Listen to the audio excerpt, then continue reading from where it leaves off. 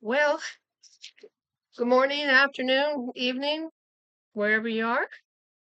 Um, Today's topic, I do believe, I haven't actually put this on YouTube yet. I downloaded it. I believe it will be long COVID, feral cats, and Tinkerbell. Now, Tinkerbell is something I refer to in one of my past um, YouTubes, and you'd have to go back and look at that. I don't think I want to go through it again. Um, so I'm doing this today, and again, I don't feel that great. I still feel better than I have in a long time because of a um, seasonal steroid shot I took this year. It's like being reborn. I can actually walk around outside. We have smoke in the area from fires. It's gotten a little bit better, and of course they're actually haying right behind the house. So usually that makes me really sick. So I got to tell you, I'm so grateful. So my doctor, I never believed in long COVID. I didn't know much about it. Um, I didn't really think it really existed. I thought, well, you get COVID, which I got twice. Now, I didn't get COVID in 2020 or 2021 or 2022. Now, I went to um, a conference that I go to usually every year back in Minneapolis. And my doctor, who is an excellent doctor, I've seen him for many years, did give me a prescription of ivermectin. The state tore right into him so badly. I feel bad. I was one of the people he prescribed it to, and I did not get COVID on that trip. Now, I went again in 2023, and I didn't have, let's see, how did that go? Um, I think I may have forgotten it. I still had some left. I forgot it. I came home with COVID, brought it home to my poor husband too. And then I went again, and I didn't go for a year in 2024. I got sick. My dog almost died on me. He got sick. Just a horrible period of time. And I went. The dog was better. He'd been on antibiotics. He was on antibiotics for about a year and a half. It took a lot of conventional healing medicine and other healing medicine to keep him alive. So we went to the conference, me with my big bag, so I could put liquid antibiotics in capsules and inside a pill pocket, chicken flavored. So all this with the train moving, and we did fine. We did okay. Problem is, I got COVID again. As a matter of fact, it hit me so hard. I was in bed for all of November. This whole year has been, oh boy, one thing after another, this up to this time. Um, so anyway, I didn't really have a belief in long COVID. I just thought, no, people get over it. But my allergies, as severe as they have been in the Northwest, got worse. Believe it or not, they got severe plus um, after I got COVID in 2023. And my doctor brought it up to me that, I most likely was suffering from long COVID. So, you know what? It really does exist. I'm probably going to have to try some more remedies. I can't afford to go to him very often because I have to pay out of pocket. He doesn't, some of the really good doctors, they just don't work with Medicare. They just don't want, they just don't want to be, they just don't work with them. You have to have really good insurance, like, and be working like you have Blue Cross, Blue Shield, all that. So, and you can't blame him. Matter of fact, he tried to, they would not, under the Biden administration, when Trump got in 2016, there again, they began to cover my insurance, did my armor thyroid medicine. And I've been on that for years. It's very worth me being on that. it actually had the benefit of making it so I did not, until this COVID thing, they unleashed this bioweapon on us. And that's what they did. Don't kid yourself. That is exactly what they did. Um, I stopped getting secondary respiratory infections where I had to be on my nebulizer medicine. If you know what that is, you can look it up. Um, Much more. I'm so highly allergic. I can't use inhalers. I became allergic to them. Our allergist would tell me it was probably the preservatives or additives or whatever they had to put in. So they put me on, where it was a liquid and go into a nebulizer. And that worked much better. When he put me on Armour thyroid at a certain amount, I stopped getting secondary infections. I hardly use my nebulizer. Now I still get it. I mean, it keeps me out of emergency rooms. I used it not the first time I got COVID, um, uh, but the second time I had to, it went secondary very, very quickly. Like, boy, whatever they created, I is my theory that it is still mutating. And quite frankly, I'm entitled to my freedom of speech and my opinion. I think that they brought the vaccines out. I don't think this thing was that viral. I really don't. And they brought these vaccines out, and what it did is it forced the virus to mutate, and it got the virus going and getting it being more infectious.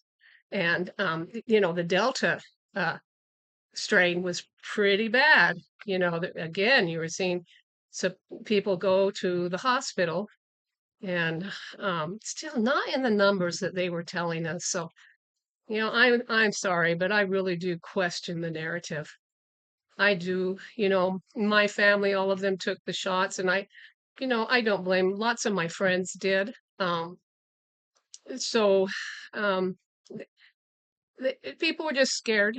I know it was controversy of whether you take the shot or you don't take the shot, and if you take the shot, you're dumb. If you don't take the shot, you're dumb.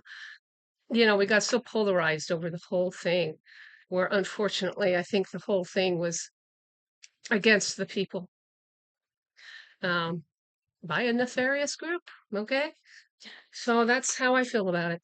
Huh. And we are still having problems with that nefarious group. I don't trust government too much. I am happy and grateful, though, that we do have our present government. I'd like to see it stand. It has great possibilities of being good government. Unfortunately, I feel that there is an awful lot of nefarious individuals in there and just corruption. And that is too bad. You can't have any kind of government if the hearts of the people and the morals of the people are not good. Nothing's going to work. No system is going to work. Any system will be taken advantage of. So anyway, I do think I suffer from long COVID. I have a new doctor. I'm going to talk to them about it. I know that even conventional, I just watched a few videos on it. Conventional doctors know it exists, and there's lots of problems with it. You know, I got really fatigued. I did try the nicotine and the tobacco patches. I do think they helped me, but they weren't something I could take all the time. And there again, you may not know what I'm talking about, and I am not. The jury for that is out for me. I think it did help me. I don't know how helpful it is for everybody. Everyone's an individual.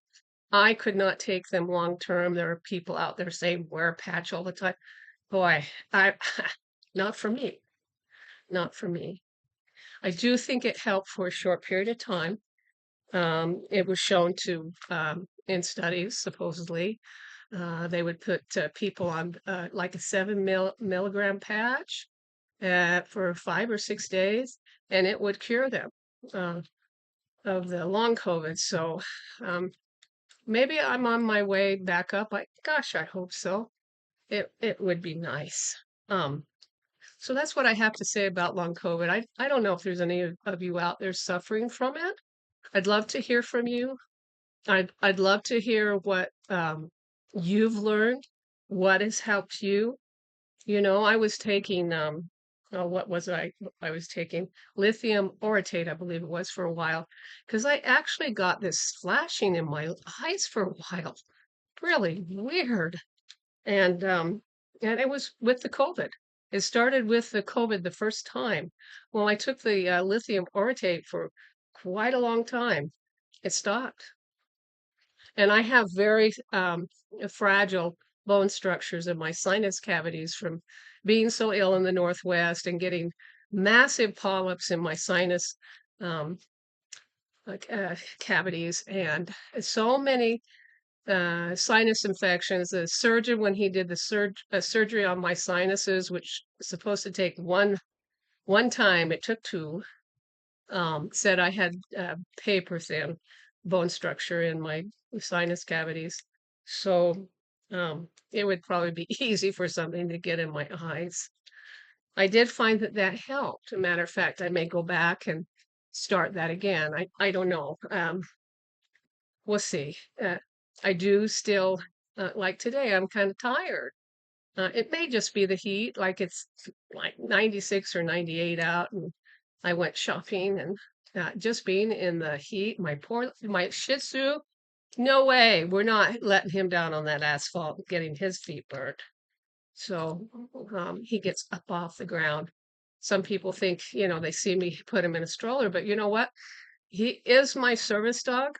He does perform tasks for a disability I have, and he deserves not to have, if I put him in a stroller so he doesn't get trampled by people, I don't know what's wrong with people sometimes, especially if you're in a crowd, like when I go to a conference. And also, black asphalt gets really hot.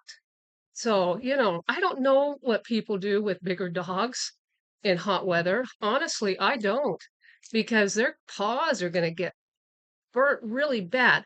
All you have to do is take off your shoes, wear sandals, and put your own foot down. I do that too. I will put my foot down on a sidewalk or the asphalt and see how hot it is, and see if I can't keep my foot on that sidewalk or that asphalt, well, neither can my dog. And I need to take good care of my dog. So, um, that's the way it is. So that's the long COVID. It does exist. Evidently, um, many people have been affected by it, even affecting their hearts. I mean, there's all kinds of problems with it. I didn't realize that, I thought it more like the bad flu or a cold, you do get over it, but this thing is insidious. And I really wish that they'd quit playing around with these viruses and trying to make them more virulent, and where animal viruses, so humans can catch it. What's wrong with these people? I, you know, I don't get it. We're so consumed by war, the whole world, um, and making sure you got ahead of the other guy, the other country, in what they're doing with their weapons and their bioweapons and their espionage and their spying. God, I'm telling you, we have a problem on this planet, and uh, we need to, I think, grow up. So there's our subject on. Oh, I can't believe it. I've been talking for 14 minutes. I don't know if anyone watched this, but I'm still going to do these videos ever how I'm feeling, except sometimes I really can't. So that's why I bring up the long COVID. And I'd also like to hear from anyone if you've got, what worked for you, great. I'd love to hear about it. I'm still working on it. I still have challenges. So my next subject is this, and maybe this video is going to go on for a while. If you get bored of hearing me, then skip to the next section or something. I don't know. But I do think what I have to say is relevant. We live in an area that has lots of feral cats, Years ago, we had a couple cats, Kit Kat and, well, actually, we had 3, Kit Kat, Hershey, and then Miss Kitty. Now, Miss Kitty showed up first. My daughter thinks it was the neighbor's cat. You know, cats are not owned by anyone. If you think you own your cat, you're wrong. You're wrong. They will leave you. They are not like dogs. And they still love you and all that, but if they want to go somewhere, they just don't feel any obligation to stay with you. So get over it. Your cat may leave you. So anyway, Miss Kitty showed up in our yard, and we weren't sure really where she came from. If it was neighbors that right across the street from us want her cat, come get it. You know, I don't know. Um, so we kind of, let her be. I talked to Miss Kitty, and she kept staying in the yard. She wasn't going home. And finally, she came in the house, and Miss Kitty just kind of stayed. And then we had 2 kittens show up. First was a little gray kitty. My daughter named that cat Hershey. And nobody came looking for these cats, okay? And then pretty soon another cat named Kit Kat. We named it Kit Kat. I don't know why we're naming them candy bars at the time. I have no idea. But that was a nice cat. And we had that cat for those cats for a very long time. Then Miss Kitty disappeared, and I'm trying to keep track of the cats that come and go here. We don't know what happened. Just Miss Kitty was not there one day.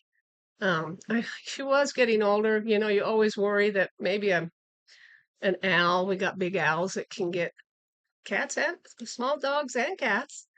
Um, or she just went somewhere else. Maybe she went back across the street. I don't know. You don't own cats, so get over it. Yeah. You just don't. So anyway, we had those cats, and then finally another cat showed up, but I figured it was the reincarnation of Miss Kitty. It came back as Blackie, who's a male. We still have that cat. That cat doesn't want to go anywhere. It stays in the back, and um, it just doesn't want to. He doesn't want to have anything else to do with fighting with other male cats and all that stuff. Well, anyway, let's see. It was I think in October. Um, we all our cats, other than Blackie, were gone. They passed away. I mean, they lasted a long time. Kit Kat went first, and I think, God, maybe 14 years, and then Hershey made it, I think, to just about to 20 years. So um, we had more cats show up.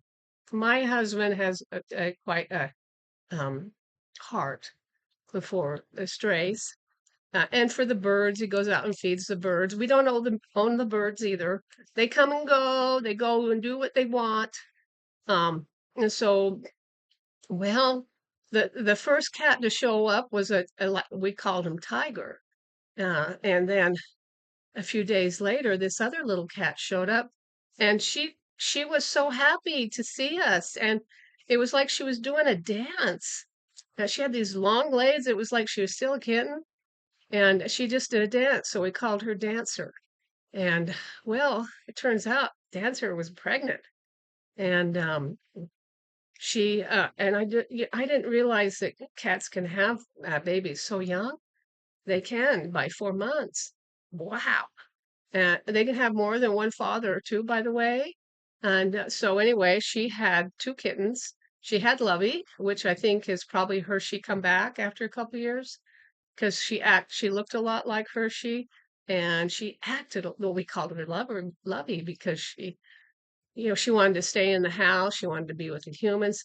Hershey was the same way. And then there was another cat. I call him Pow Wow Rascal. We named him Rascal to begin with, but I call him Pow Wow. Tiger and Pow Wow have disappeared. Lovey became pregnant. Dancer became pregnant a second time and had 4 cats. So at the present moment, it's getting really out of hand. My husband's getting old, and um, I'd found out about Well, Josie's Misfit Ranch here locally helps with, animals, dogs and cats, and, I don't know what else. But I did get a hold of them because we're older. We don't, he feeds them, but it's getting a little hard when, you're getting to have 9 cats. At this one point, we had 9 cats. Um, the that we are neither one of us working anymore. So I thought, well, they aren't really our cats. We need some help getting them fixed or get some great discount or something with them. Well, they have come along and they took a dancer. She's coming back this evening because they want to get the cats fixed. They're wonderful. They want to get the cats fixed, and then if there are people that want to feed them, that's great. They can come back to the same yard, and so we're going to do that. Lovey didn't make it to being spayed. She was way too pregnant, and I was worried about that. But the people who are fostering her, they sent me pictures and showed me she went into labor, so she didn't make it there. So they're going to keep her for 6 to 8 weeks, and then she too can come back, and then we don't have to worry about any more kittens or growing a colony. The gal that is bringing Dancer back tonight told me they won't disclose the area. I mean, they won't disclose exactly where they are. You know, that they had a colony of cats, and it's kind of in this area. I don't know. Who knows? Maybe a 5 mile radius or something. And um, after 3 years out of one colony, they had 102 cats. And you know what? I can believe it. I had no idea, no idea. Years ago, my husband, because he's the one who really, I have some allergies to cats, and I mostly stay in the back of the house in my bedroom with filters on. That's how my life has been with my service dog. And I don't allow the cats back here because I do have some allergy to cat. Um, he's the one who really kind of takes care of them. He needed some help from me. He just didn't know how to connect. And I got to tell you, I'm so grateful for them.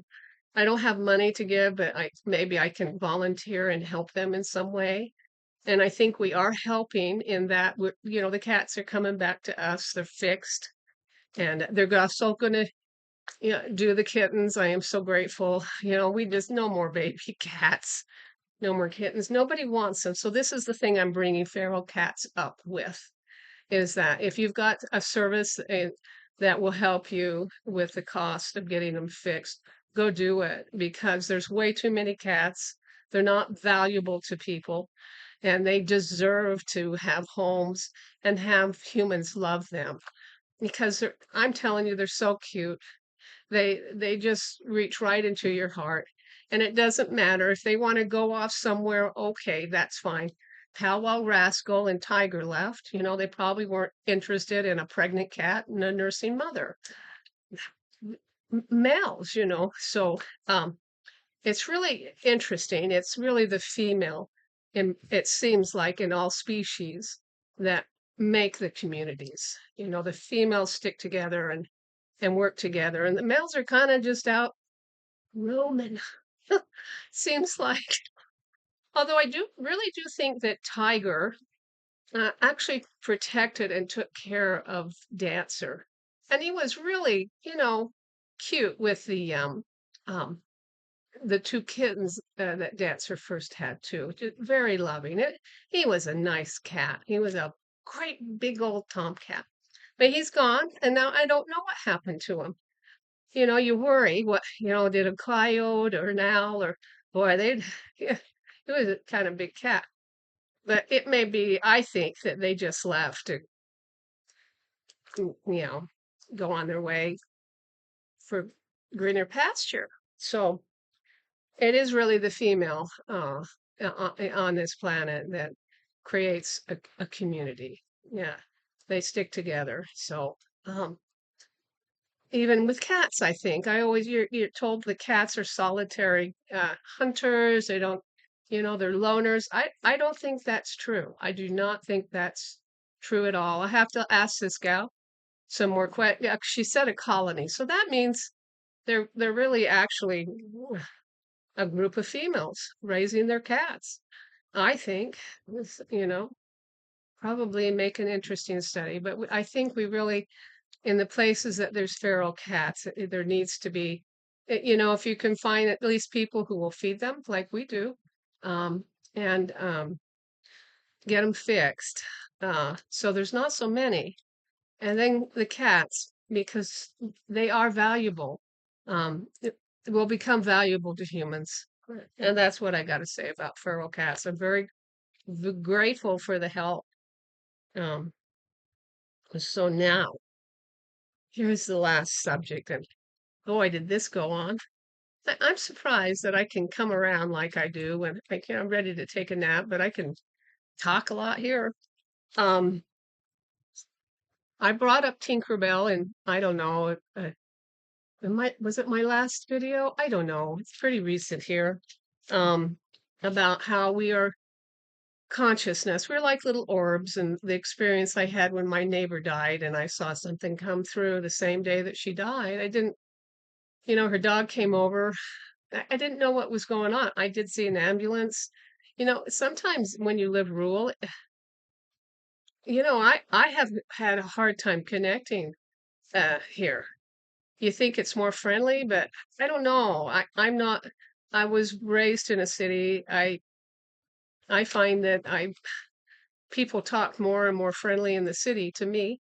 So, you know, I could never connect over there. You feel like I don't know. There's just something that didn't connect here for me, and so I didn't know what was going on over there. But she apparently passed away, and I realized, you know, people, we are just little Tinkerbells. We are a light and sound, an orb of consciousness. So anyway, today I went in to get some groceries in this heat, me and my dog. And I get on the road to go into town, and this guy in his old truck or something, he's got it revved up, comes right up behind me. You know, I'm going the speed limit. You do not want to go over the speed limit here.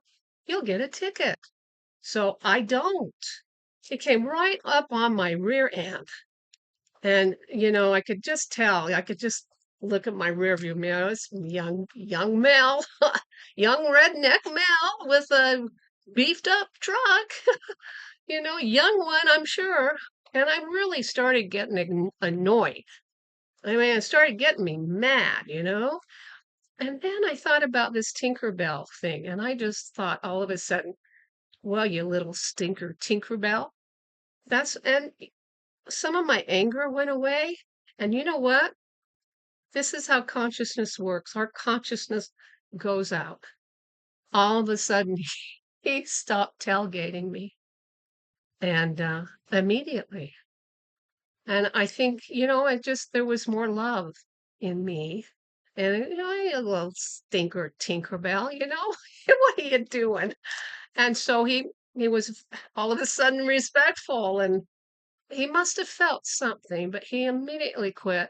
When we got into town, of course, he raced to the side on the other side with his noisy, beefed up truck and raced into town. And I thought, oh dear, you're going to get a ticket.